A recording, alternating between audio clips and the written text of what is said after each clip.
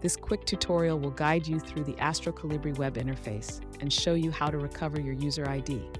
This is necessary only for advanced users who want to directly access the Astro-COLIBRI API, i.e., it is not required when using the web and smartphone interfaces. We assume that you already created and activated your Astro-COLIBRI account. If this is not the case, please watch the dedicated tutorial first. Head to the Astro-COLIBRI web interface and connect with your account. To do so, hit the Account button in the top panel. Enter your credentials in the following login screen.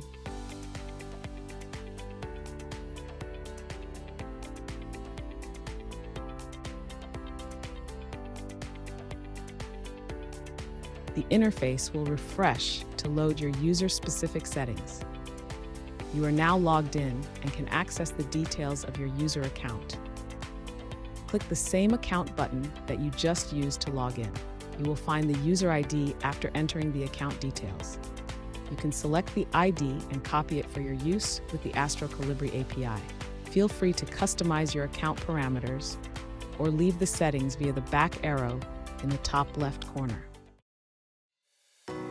Details about the Astro-COLIBRI API, including several interactive notebooks, are available on the astro-colibri.science website. See you next time.